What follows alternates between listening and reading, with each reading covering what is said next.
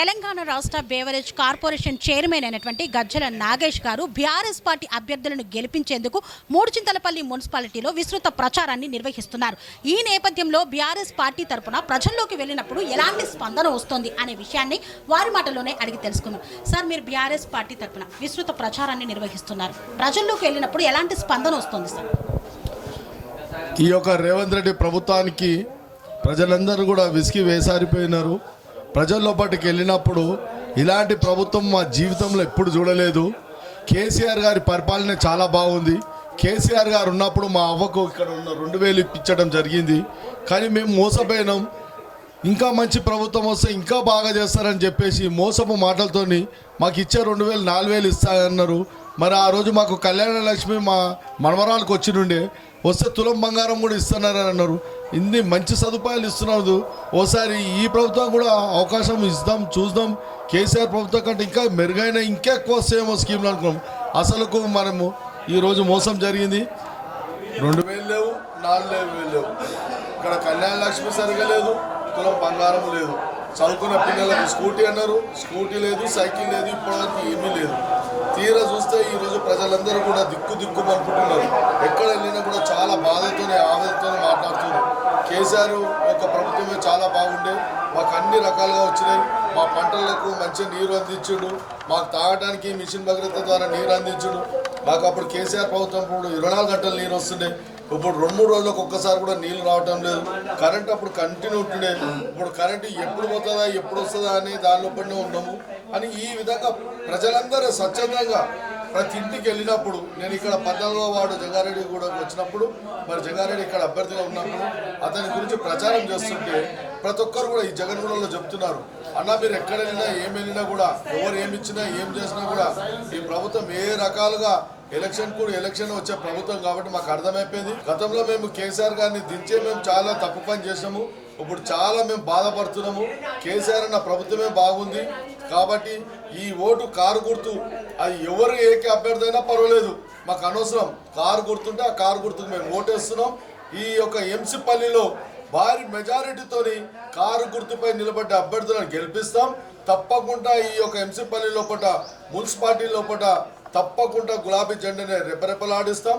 తప్పకుండా కార్పొరేషన్ కూడా మేము విజయం తప్పకుండా జరుగుతుంది, కైవసం చేసుకొని వస్తాం. ప్రతి ఒక్క ఓటర్ యొక్క చెప్తున్న నాడి, ఓటర్లో చెప్తున్న మాట ఇది. తప్పకుండా ఈసారి కేసీఆర్కి కారు గుర్తుకే ఓటేస్తామని చెప్తాం.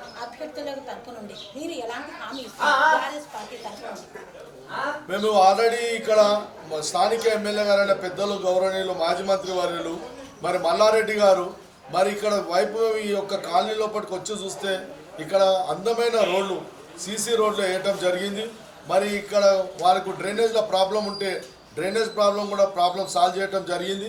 మరి ఇతను స్థానికంగా అనేక ప్రజల పక్షాన ప్రజలంతా ప్రతినిత్యం కూడా ఉండే అభ్యర్థి కాబట్టి మాకు ఇక్కడ విష్ణువర్ధన్ రెడ్డి అయితేంది, ఇక్కడ మా జంగారెడ్డి అయితేంది, మరి అదేవిధంగా మా సోదరిమణి కవిత గారు అయితేంది, ప్రభాకర్ రెడ్డి కవిత అయితేంది, ప్రతి ఒక్కరికి కూడా ఈరోజు వారికి పట్టం కట్టడానికి ఈ యొక్క స్థానికంలో ఉన్న ప్రజలు డిసైడ్ అయిపోయారు.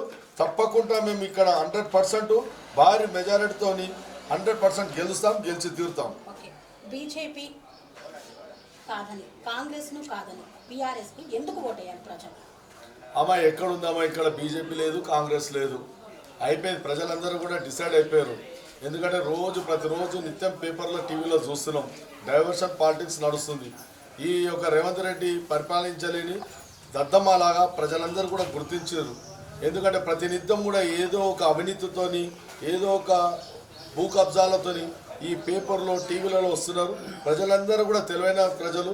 ప్రతి ఇంట్లో కూడా ఈరోజు ఎప్పటికప్పుడు ప్రతి ఒక్కరి చేతిలో ఈరోజు సెల్ ఫోన్లు ఉన్నాయి. ఆ సెల్ ఫోన్ల ద్వారా ప్రతి ఒక్కరికి కూడా తెలిసిపోతుంది ప్రతి నిమిషము ఏమవుతుంది, ఏం సంగతి అని. ఈ ప్రభుత్వం పైన ఎక్కడ చూసినా వ్యతిరేకతనే. ఎందుకంటే కేసీఆర్ గత 10 సంవత్సరాలు చేసిన పరిపాలన లోపల కేసీఆర్ గారు ఎట్లా ఏం చేసిండో కానీ ఎప్పుడు కూడా ప్రజలకు బాధ పెట్టలేదని ఇంతకుముందు ఒక రైతు మల్లయ్య గారు చెప్తుండే మేము వెళ్ళినప్పుడు. మాకు ఆయన ఎట్లా ఉండో ఏం చేసిండో ఇదేం ప్రభుత్వం అయ్యా, పొద్దులేసా పొద్దుకి అంతా కూడా అవినీతి, అదొక మర్డర్ అయిపోయింది, ఇదొకరు చచ్చిపోయారు, ఇదొక సొసైటీ అయిపోయింది. ప్రతిరోజు టీవీ పేపర్లో చూస్తే కూడా ఆత్మహత్యలు జరుగుతున్నాయి. ఇలాంటి ప్రభుత్వం మాకెందుకు? కేసీఆర్ ప్రభుత్వం బాగుంది. ఎవరేం చెప్పినా కూడా ఎవరేమి ఇచ్చినా కూడా ఏం చేసినా కూడా మేము కేసీఆర్కే కారు గుర్తుకే ఓటేస్తాం, భారీ మెజారిటీతో గెలిపిస్తామని చెప్పడం జరిగింది. కేసీఆర్ తెలంగాణ రాష్ట్రాన్ని అప్పుల కుప్పగా మార్చారంటున్నారు, దీనిపైన విస్పందన? అమ్మా తెలియలేని దద్దమ్మలకు మా మాటలు ఏం మాట్లాడతారమ్మా. 6 గ్యారెంటీలు ఇస్తా అని చెప్పి 6 గ్యారెంటీ అమలు చేయని వాళ్ళు కేసీఆర్ గారి పాలన మీద మాట్లాడే అర్హతనే లేదమ్మా. కేసీఆర్ గారి పాలన ఏ విధంగా ఉండే ప్రజలందరికీ తెలుసు. ప్రజలు పోయి మాట్లాడమని టీవీలలో రేడియోలలో కాదు చెప్పేది, ప్రజల మధ్యలో రమ్మన్. ఈ జంగారెడ్డిగూడెంలో రమ్మన్, జగన్గూడెంలోకి రమ్మన్, జగన్గూడ లోపల ప్రతి ఒక్క ఇంటిని అడుగుమన్, వాళ్ళే చెప్తారు ఏం చేసిరు, అప్పుల కుప్ప చేసిండా లేకుంటే మీరు అప్పుల కుప్పల లోపలికి తీసుకెళ్ళిరా అనేసి. ఇంత మంచి ఆ సీసీ రోడ్లోనే చెప్తారు జవాబు. ఇప్పటి వరకు ఒక ఆనకట్ట కట్టిన లేదు, ఇప్పటి వరకు ఎక్కడ కూడా ఏదో ఒక డెవలప్మెంటే లేదు. ఏం చేసిరు వాళ్ళు? డెవలప్మెంట్ చేసిరా? ఎక్కడ చేసిరా?